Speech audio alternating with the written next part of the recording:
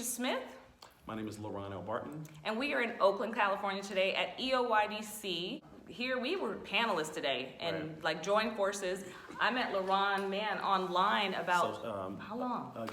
We met on LinkedIn about a couple months ago. Yeah. And it's, I really liked what Tanisha was doing as far as her talk show, and just your overall energy was just really very impressive and very attractive to someone who's also trying to sort of do things in that realm. So it's only natural. It was meant to be. So today Absolutely. We didn't even expect to be on the same not panel together. We just both showed up here, and then I saw him, he saw me. It was like, hey, we have been meaning to connect. Meaning to connect. Today we talked about a lot of things: motivation. We talked about finances, as well as people pursuing education.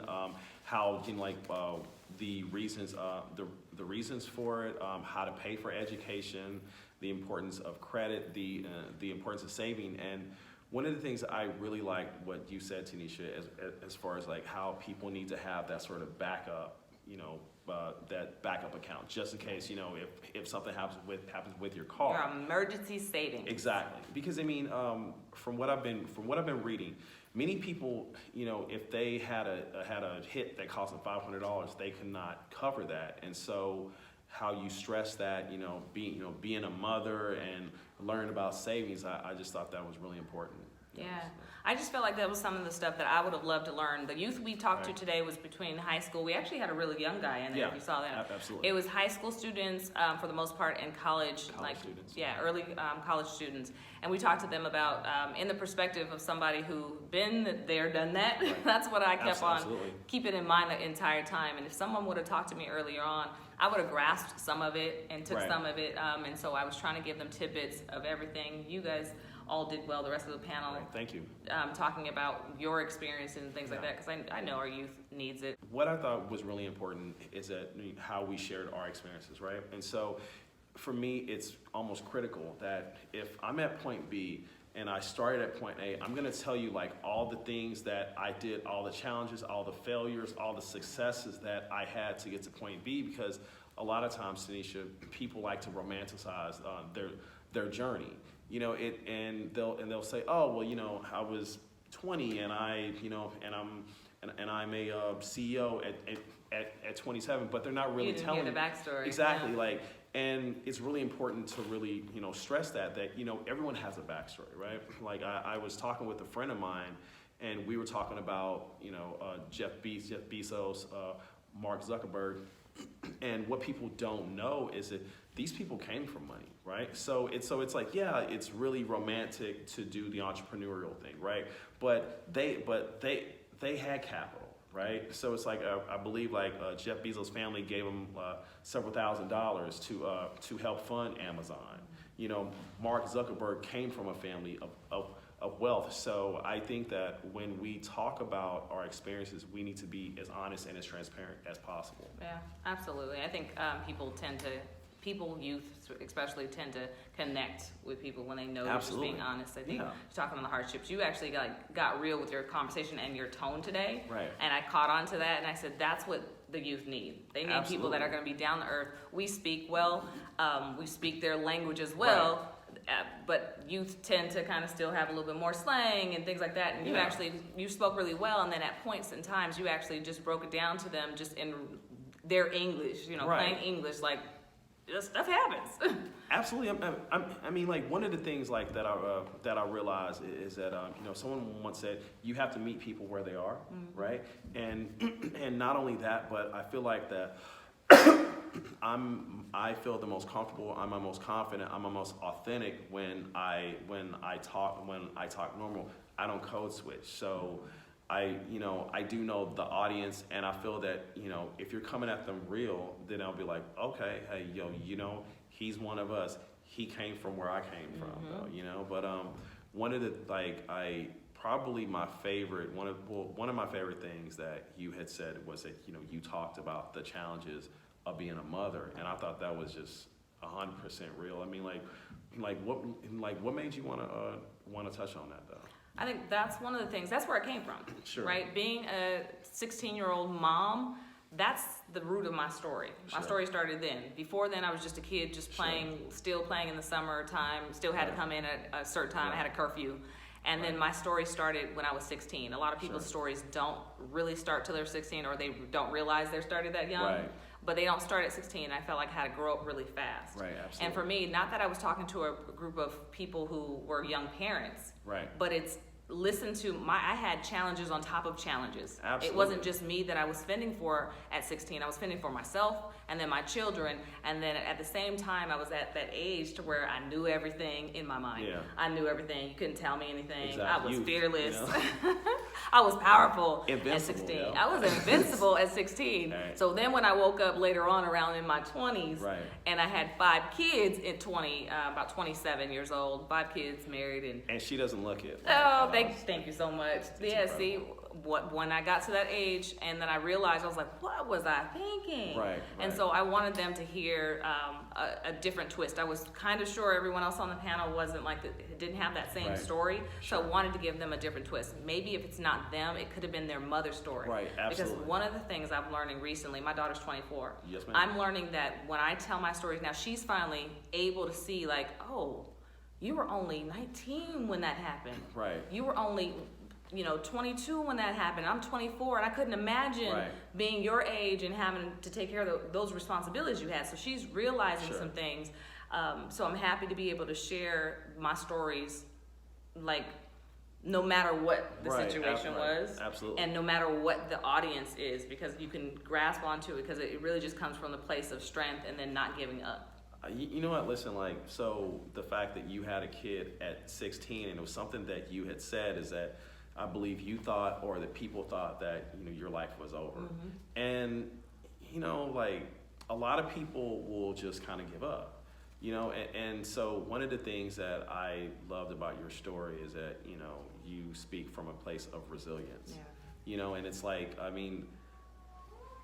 all the women that I've admired throughout my life, from personal or historical aspects, Tanisha, is like they had a resiliency. They were like, not only did they not give up, but they just didn't know how to give up. You know what I'm saying? You're like, they're like, look, I'm just gonna keep getting up, and you didn't let that stop you. That's commendable. You know what I mean? Yeah, thank you for saying that. You're welcome. What are some of the hurdles, or what is one of the hurdles you definitely want to highlight of something that you've gone through your career, your life, that can help? Well, for me, I would say it's quite a bit. So, I have a stutter, and I come from poverty. So, I'm African American male. So it's a lot of. So I've had to overcome a lot of setbacks. And so what I've realized is that, like you, I have to keep going, right? I've been successful in spite of those things. I would never say that racism doesn't exist, because 100% it exists. There have been times that I've lost opportunities because of my stutter. I'll give you an example. I was interviewing for this company. I'm not going to name them. They're in the news now, but it's like, I was really nervous for the interview, and so the recruiter got the feedback, Tanisha, right? And the client was like, well, LaRon kept saying, and that's just kind of the way that it's sort of the way that I kind of get around words. And I was like, you know what? It's disappointing, but we have to keep going. For me, it's always been, you have a disappointment, right? Things happen, right? And so one thing my lady, she told me, yes, 2 days ago, it was like, you have to give yourself time to grieve. But once you give yourself time to grieve, Tanisha, you have to keep going. What are you gonna do? Stop? Right. And if you stop, then what are you gonna do? So I just have to just keep going, Absolutely. I'm glad you kind of told that, and it's one of those things where if I set myself in the recruiter seat, because that is my background, HR recruitment. Yes, if I set myself in the recruiter seat and I'm across the table with someone who's stuttering, things that we can think of this person is nervous, this person, absolutely. But kind of I think, you're nervous. And so, and this is just me, and I'm trying to say this as authentically and straight as I can. Right. I would not think that would inhibit your ability to do the job. To do the job, right. And so that's what I'm always having to relate it to, and I do that all the time, right? It's the same thing. If someone comes in with, their hair differently, unless right. it's, there's right. reasons where you would judge something like that, but if it inhibits their ability to do the job, that's one thing. If it does not, right, you allow it, right? I love that. Would you change how you walked into that interview today and maybe give them the heads up front if you were to go back? 100%. So I'll never forget this, right?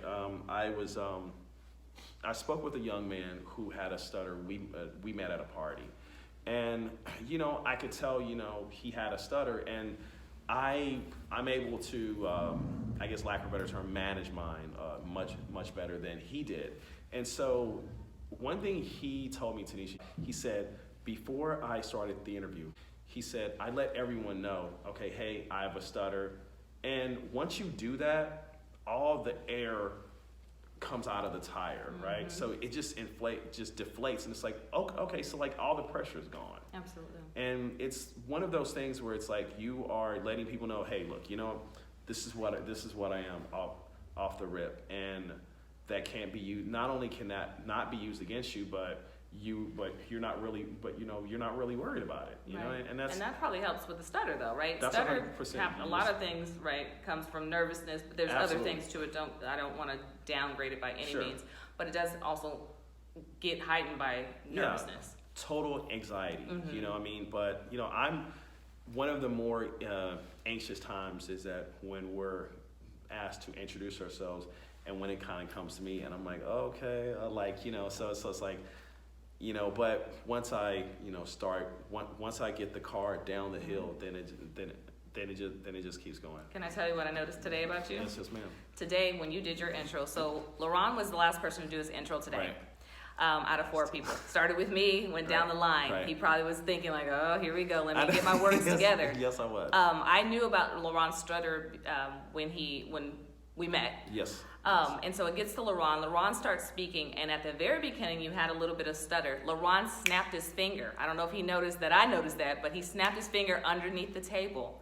And from that point, he snapped his finger, and he corrected himself. He gave himself a pause, and he went on from that. I don't know if you noticed, but I noticed that. Wow, I paid attention. I was waiting to see what you would do, but you snapped your finger. Tisha is very observant.